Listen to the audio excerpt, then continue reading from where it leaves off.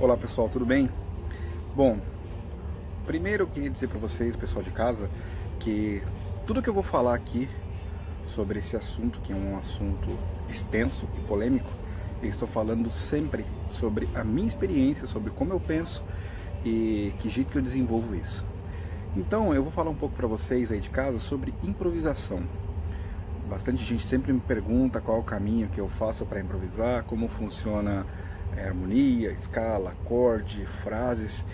E eu gosto sempre de abordar, sempre quando estou falando com os meus alunos sobre isso, eu sempre penso da seguinte maneira: quando você está estudando um novo idioma, ou sei lá, talvez uma nova matéria na escola, qualquer tipo de conhecimento que você tem, quando você não sabe nada, a primeira coisa, você precisa aprender o básico, tá? Comparando com o idioma, por exemplo, quando você é criança e você vai aprender a falar, geralmente seus pais, as pessoas mais próximas, eles começam sempre a fazer o quê? Eles não te dão um livro com a gramática do português. Olha, você vai aprender assim, quando você tem 2 anos de idade. Não é assim que as coisas funcionam. Então a primeira coisa que eles começam a fazer, eles começam a falar, para que você escute e você começa a repetir. Ou seja, você não aprende a teoria para aprender a prática. Primeiro você ouve, escuta, começa a imitar os sons e com a prática você começa a desenvolver a linguagem. A partir daí, depois de alguns anos, 5, 6 anos, quando você começa a frequentar o primeiro ano na escola, é que começa a vir essa cartilha, o papel, a teoria, para daí sim você ter a construção gramatical das coisas. Tá? Então, eu penso em alguns caminhos quando estou falando de música, quando estou falando de improvisação. Eu sempre comparo muito com a linguagem. Eu, por exemplo, trabalho e o meu trabalho atual ele é totalmente em inglês. Eu sempre estou falando com americanos, aqui a gente não fala português. E esse é um grande exemplo que eu gosto de dar quando eu falo de improvisação para o pessoal de casa. É como se você aprende um novo idioma. Como que eu aprendi inglês? Foi da mesma maneira que eu aprendi português. Só que depois de velho, eu fui obrigado a abrir os ouvidos começar a ouvir tudo de novo. Então o pessoal repetia as palavras básicas. Então o pessoal começava sempre a falar palavras pequenas, eu ia juntando com a necessidade de comer, de me locomover, de me comunicar a bordo. Eu fui aprendendo 2, 3, 4 palavras até aprender a formar frases. Na improvisação é a mesma coisa.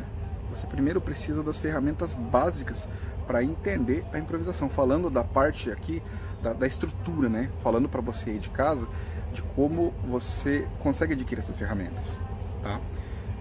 E eu penso da seguinte maneira: o que são as ferramentas? É toda a parte teórica que vem primeiro, que são o quê? Você aprender os intervalos, você aprender todas as escalas, maiores e menores, você começar a entender como funcionam as tríades, como funcionam as tétrades, até chegar nos licks, que são as frases, tá? Então, eu sugiro que você de casa, você que quer aprender improvisação, que não tem nenhum contato com improvisação, detalhe, tudo que eu tô falando aqui não é para quem já toca, para quem já improvisa, é para quem quer embarcar nesse mundo. Desculpa. É para quem quer embarcar nesse mundo. Então, a primeira coisa, corre atrás de saber como funciona a escala, qual é a estrutura de uma escala maior, uma escala menor, escala pentatônica, escala de blues. Procure entender o básico de percepção, saber como ler uma partitura, como que funciona uma clave, como que funciona o sustenido, os bemóis. A partir daí, você vai entrar no mundo das tríades, tá? Depois disso, você vai começar a aprender as tétrades, que são os acordes. Consegue ver quanta coisa você precisa aprender antes de começar a falar sobre improvisação? Eu tenho postado bastante coisa nas minhas redes sociais sobre uma das progressões mais conhecidas do jazz, que é a progressão 2-5-1, tá? Que são pequenas frases de 4 compassos, às vezes de 5 compassos. As pessoas me perguntam: pô, me manda um exercício, eu quero estudar, tal. E aí me vem a curiosidade, né? Eu penso como formador de opinião, eu sempre tenho essa preocupação de passar ou não passar os exercícios. Eu fico pensando, cara, eu não vou passar uma coisa para a pessoa sem explicar para ela como funciona. Então vamos voltar no básico: ferramentas, vocabulário, sílabas, palavras juntas, 2, 3 palavras, 4. A partir daí, as frases. O que são licks? O que é a progressão 2-5-1? São licks, sabe? São licks o que algumas pessoas, os americanos chamam de patterns, de frases prontas. São pequenas frases prontas, mas para que você comece a estudar essas frases prontas, não faz sentido nenhum você estudar isso sem entender as ferramentas básicas. Volta lá nos intervalos, nas escalas, nas tríades, nas tétrades. Na verdade, as progressões, quando a gente começa a falar de lick, falar de frase, você primeiro tem que ter toda essa bagagem, a partir daí você começa a fazer frase. Você é criança, você primeiro fala papai, mamãe, depois você fala quero ir ao banheiro, quero comer isso, quero aquilo. A partir daí, você começa a aumentar o que? O seu vocabulário. E aí você crescendo, gradativamente, você começa a aumentar as suas frases. E o que são os licks na improvisação? As famosas progressões. Não precisa ser necessariamente só 2, 5, 1, que eu posso explicar mais tarde. Mas, na verdade, são frases prontas, são perguntas e respostas. E como que você consegue adquirir isso? Primeiro você tem que saber tudo que está acontecendo antes, o porquê daquela frase. É mais ou menos isso. E improvisação, para mim, ainda falando sobre, fugindo um pouquinho dos licks, mas falando sobre a improvisação, eu sempre penso da seguinte forma: imagina uma melodia. Então nós temos a melodia aqui caminhando, nós temos a harmonia embaixo caminhando junto com a melodia. É como se você estivesse dirigindo um carro com GPS. Então o carro, ela é melodia, o caminho que você está seguindo com o GPS é a harmonia que você está seguindo. Então, por exemplo, se você desligar o GPS, se você sair tocando só a melodia e não acompanhar a harmonia, você vai se perder no meio do caminho. Então é muito importante que você tenha conhecimento não só da melodia, como também da harmonia. Então quando eu estou estudando progressões, eu sei exatamente onde é que está na harmonia. É para isso que você estuda pequenos blocos. Toda melodia, ela é constituída de uma grande conversa de perguntas e respostas. Por exemplo, o All of Me. Se você... Estou te dando um exemplo de uma coisa bem conhecida, All of Me. Ou do Garoto de Ipanema. Olha que coisa mais linda, mais cheia de graça. Você tem lá... E tem uma harmonia seguindo a base. O que acontece? Por que a gente estuda licks e patterns? A gente subdivide uma música de 32 compassos, por exemplo, dando um exemplo clássico dos standard jazz, que a maioria são em 32 compassos, nós dividimos sempre em 4 compassos. Para quê? Para facilitar o aprendizado. É por isso que a gente estuda os licks. É por isso que a gente estuda as progressões. Então você, fazendo frases curtas, sabe, 4 compassos, 4 compassos, 4 compassos, se você estudar dessa maneira, depois de um tempo você vai perceber que você tem a música inteira de 32 compassos.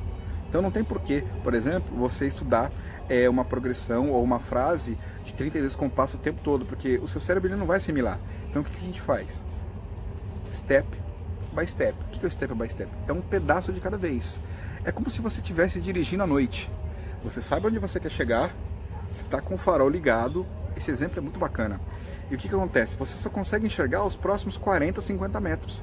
Mas você sabe que você quer ir de um ponto até o outro.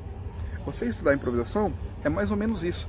Você sabe que você está estudando as progressões de 4 em 4 compassos para conseguir improvisar numa música inteira. Mas, se você não tiver a base, o vocabulário, as tríades, os intervalos, não souber um mínimo de harmonia, isso não vai resolver em nada. E um outro exercício que eu tenho desenvolvido no trompete, e que é muito pouco falado no Brasil, detalhe que essa é a minha experiência, eu estou falando do que eu busquei e de coisas que eu realmente não tive resultado, é que aqui fora, conversando com os meus amigos, pesquisando com os meus amigos baixistas, guitarristas, eu descobri uma maneira muito interessante. Eu não estou querendo reinventar a roda, isso já existe há muitos anos, mas eu estou dando mais atenção nisso em tentar estudar o trompete, fazendo sempre a linha do baixo, fazendo o que eles chamam de walking bass. Por exemplo, tem uma melodia e o baixo está sempre...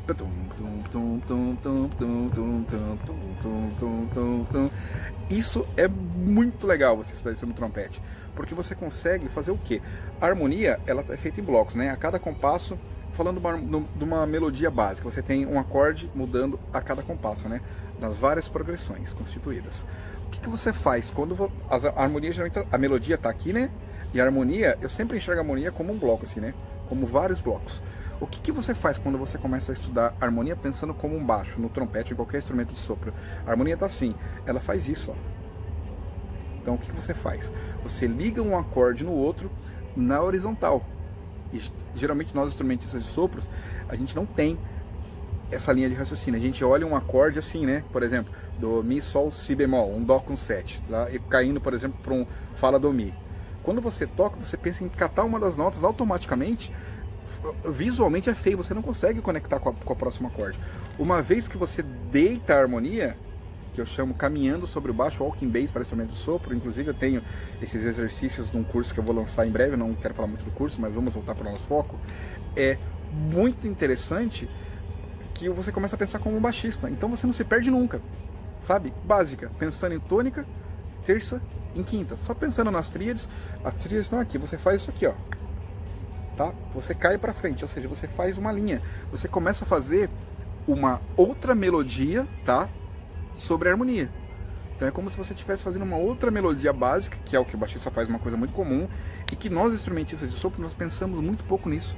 A gente já pensa nas progressões, nos patterns do Coltrane, do Miles Davis, ou sei lá, do Chet Baker, e a gente acaba esquecendo do básico, do feijão com arroz, que é o que? Caminhar sobre a harmonia.